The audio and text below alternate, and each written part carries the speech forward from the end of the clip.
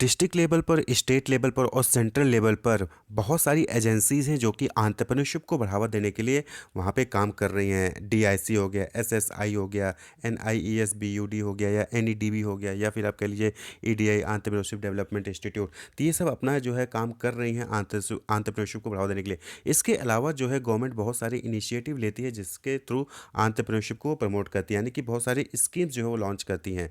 तो उसमें से कुछ स्कीम हम यहाँ पे डिस्कस करेंगे। बहुत सारी स्कीमें हैं, सभी का नाम यहाँ पे हम डिस्कस नहीं कर सकते, तो कुछ 5-6 हमने डिस्कस यहाँ पे किए। तो सबसे पहले है समृद्ध स्कीम। तो समृद्ध का मतलब हो गया स्टार्टअप एसिलेटर ऑफ MEITY, यानी कि ministry of electronic information technology for product innovation development and growth. तो ये समृद्ध स्कीम है जो कि अश्विनी वैष्णव जो कि न्यूली अपॉइंटेड मिनिस्टर हैं ministry of electronics information technology के, उन्होंने इस स्कीम को लॉन्च किया 25 अगस्त 2021 को। इसका फुल फॉर्म क्या था? Startup oscillator of MEITY for product innovation development and growth. तो यहाँ पे जो है इसका मेन मोटिव था कि फंड्स प्रोवाइड करना, to provide funding support to startup along with helping them bring skill set together which will help them grow successful. तो इस स्कीम का मोटिव क्या है कि यहाँ पे स्टार्टअप्स को फंडिंग प्रोवाइड की जाती है और स्किल सेट भी प्रोवाइड किया जाती है, उनको ट्रेनिंग भी दिया जाता है जिससे कि वो सक्सेसफुल अपना स्टार्टअप को लॉन्च कर सकें। तो यहाँ पे मेन फोकस किस पे था? इलेक्ट्रॉनिक्स आइटम्स रिलेटेड या आईटी से रिलेटेड जो है स्टार्टअप्स को यहाँ पे मेन फोकस यहाँ पे दिया गया था। दूसरा स्कीम है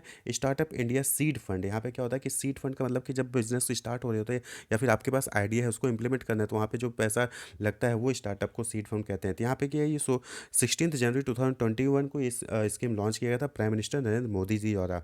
इन्होंने स्टार्टअप इंडिया सीड फंड जो है लॉन्च किया था 1000 करोड़ रुपीज़ के साथ, यानी इस स्कीम में 1000 करोड़ का इन्वेस्टमेंट किया जा सकता था। तो मेन मोटिव क्या था कि to help startup and support idea from aspiring entrepreneur, यानी कि जो भी एंटरप्रेन्योर्स के पास आइडिया है उसको सपोर्ट करने के लिए, स्टार्टअप्स को स्टार्ट करने के लिए जो भी सीड फंड की ज़रूरत पड़ती है वो यहाँ इस स्कीम से उनको मिलता। Government is taking important measure to ensure that startup in India do not face any capital shortage, यानी कि अगर आपके पास आइडिया है और आइडिया सही है तो आपको पैसे की वजह से रोकने की जरूरत नहीं पड़ेगी, आप जो है बिजनेस कर सकते हैं। इस स्कीम के तहत आपको पैसा मिल जाता। तो ये भी क्या है, एंटरप्रेन्योरशिप को बढ़ावा देने का एक स्कीम था। स्टार्टअप इंडिया इनिशिएटिव, ये सभी को पता होगा, prime minister of India launch किया था 16 जनवरी 2016 में इस स्कीम को, startup India initiative to increase the wealth and employability by giving wings to entrepreneurial spirit. यहाँ पे मेन फोकस क्या था कि वेल्थ और एम्प्लॉयबिलिटी को बढ़ावा देना था। इसमें क्या कहती है गवर्नमेंट जो है इसमें टैक्स बेनिफिट दे रही थी स्टार्टअप्स को अंडर दिस स्कीम, और इसकी वजह से जून 2021 तक नियरली 50,000 स्टार्टअप जो है वो रिकॉग्नाइज हुई हैं, यानी 50,000 से ज़्यादा स्टार्टअप्स जो है स्टार्ट हुई हैं जून 2021 तक because of this initiative. The department of industrial policy and promotion is maintaining this initiative and is treating it as a long term project, और इस इनिशिएटिव को लॉन्ग टर्म लिया जा सकता है। क्यों? क्योंकि इसके तहत जो है बहुत सारी स्टार्टअप्स स्टार्ट हो रही हैं। वहीं पे एक नई स्कीम है दैट इज एस्पायर यानी कि a scheme for promotion of innovation rural industries and entrepreneurship, यानी एस्पायर। ये क्या है, गवर्नमेंट ऑफ इंडिया का इनिशिएटिव है और इसको कौन प्रमोट कर रही है? Ministry of micro small and medium enterprise, यानी कि MSME। तो ये जो मेंशन्ड स्कीम है ये 2015 में लॉन्च किया गया था to offer proper knowledge to the entrepreneur to starts with their business and emerge as employers, यानी कि यहाँ पे क्या था, यहाँ पे एक तरीके का ट्रेनिंग दिया जा रहा था यहाँ पे एंटरप्रेन्योर्स को कि वो कैसे बिजनेस को स्टार्ट कर सकते हैं और कैसे एक एम्प्लॉयर की तरह उभर सकते हैं। Aims at increasing employment, reducing poverty and increasing innovation in rural India. तो इसका एम क्या था कि एम्प्लॉयमेंट को बढ़ावा देना था, पॉवर्टी को रिड्यूस करना था, गरीबी को हटाना था और इनोवेशन को बढ़ावा देना था इंडिया में। However the main idea is to promote the agro business industry. Main क्या था आइडिया इसका कि एग्रो बिजनेस, एग्रीकल्चर से रिलेटेड जो बिजनेस थे उसको जो है इम्प्रूव करना था, लेकिन उसके साथ साथ एम्प्लॉयमेंट को भी यहाँ पे बढ़ावा देना इसका एम हो गया था। फिर है एक किसी तरीके का scheme that is credit guarantee fund trust for micro and small enterprise, यानी कि CGTMSE।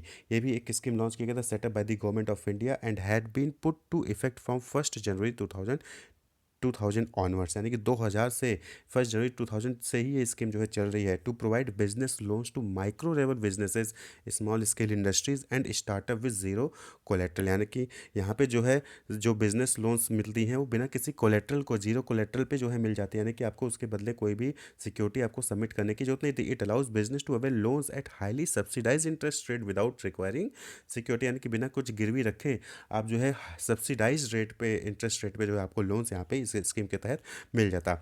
By working along with SIDBI यानी small industry development bank of India, the government provide a maximum amount of up to Indian rupee 100 lakh under this scheme for boosting new enterprise as well as the rehabilitating the existing one primarily meant for manufacturing unit। यानी कि इस scheme के तहत आपको 100 लाख रुपए तक जो है इस अपने इंटरप्राइज को बूस्ट करने के लिए, फिर अपने जो अगर आपका इंटरप्राइज चल रहा है उसको रिहेबिलिट करना है तो उसके लिए आप जो है यहाँ पे लोन ले सकते थे बिना किसी सिक्योरिटी के, वो भी सब्सिडाइज्ड रेट पे। ठीक है, और मेन मोटिव यहाँ पे क्या था, मैन्युफैक्चरिंग यूनिट को इंप्रूव करने का था। This loan can be availed in the form of working capital और टर्म लोन। तो इस लोन जो है आप वर्किंग कैपिटल के टर्म में या फिर टर्म लोन के टर्म में आप इसको अवेल कर सकते थे। वहीं पे दूसरी स्कीम थी स्टैंड अप इंडिया स्कीम। सभी को पता है इस स्टैंड अप इंडिया स्कीम में मेन फोकस था एससी एसटी और वुमेन एंटरप्रेन्योर को फाइनेंस करने का। ये जो स्टैंड अप इंडिया स्कीम था, एसटी कैटेगरी, एससी कैटेगरी, फिर वुमेन एंटरप्रेन्योर हैं वो आगे आगे बढ़ना चाहते हैं तो उनको जो है फाइनेंस पैसा प्रोवाइड करने का यहाँ पे मेन स्कीम था।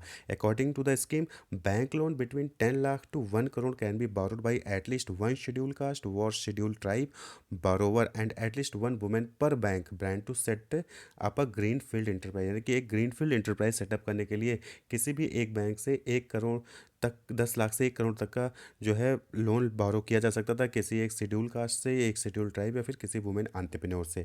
द ग्रीनफील्ड इंटरप्राइज में be based out of manufacturing service और द ट्रेडिंग सेक्टर। तो ग्रीनफील्ड या तो मैन्युफैक्चरिंग सेक्टर से होना चाहिए या फिर ट्रेडिंग सेक्टर से रिलेटेड होना चाहिए था। In case of non individual enterprise it is mandatory that an SC ST और a women entrepreneur hold at least 51% of the shareholding and controlling stakes. यानी कि अगर वो नॉन इंडिविजुअल था, यानी कि जैसे या तो मैं सपोज करें कि मैं एससी कैटेगरी का हूँ, मैं जाके 10 लाख से 1 करोड़ का रुपए किसी बैंक से ले सकता था लोन और ग्रीन फील्ड इंटरप्राइज सेटअप करने के लिए। वहीं पर अगर मैं इंडिविजुअल नहीं हूँ, मैं किसी ऑर्गेनाइजेशन में हूँ, तो मेरे पास 51% शेयर होने चाहिए और मैं एससी हूँ, एसटी हूँ या फिर वुमेन हूँ, तो फिर मैं जो है जाके वहाँ से 10 लाख से 1 करोड़ तक का लोन ले सकता था ग्रीन फील्ड इंटरप्राइज सेटअप करने के लिए।